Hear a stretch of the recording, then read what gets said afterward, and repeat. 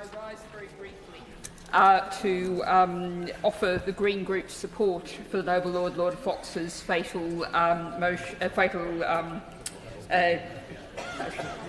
thank you, and to welcome the Noble Lord Fox back. I'm going to make 3 brief points, one of which is drawing on my own experience, and I declare my own position as a former editor of the Guardian weekly newspaper, the international edition of The Guardian.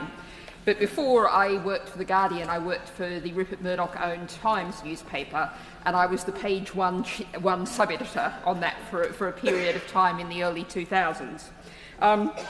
And there was a lot of interest in the time of what influence Rupert Murdoch had on what the Times did. And something that was interest to me, I watched it very closely, and there was only one specific case where it was widely known that Rupert Murdoch had explicitly intervened in the Times coverage. But what I saw regularly, evening after evening, was senior editors agonising. Would Rupert like this? Yeah. Would Rupert not like that? Precisely. And I think this was the point made by the Noble Lord Clement Jones about there's a provision here that the minister can intervene if they see influence. How are you going to see influence like that? It's not a visible action. Nothing is even said.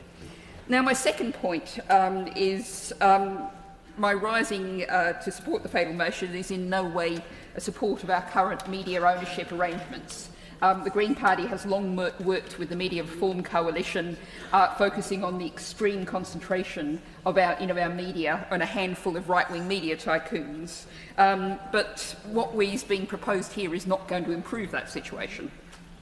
And the third point is I want to draw the House's attention, and this is reflecting off what the Noble Lord Alton said in terms of Chinese influence. There was a ruling this morning in the European Court of Human Rights in a case brought by 3 former MPs, one of whom is former Green MP Caroline Lucas.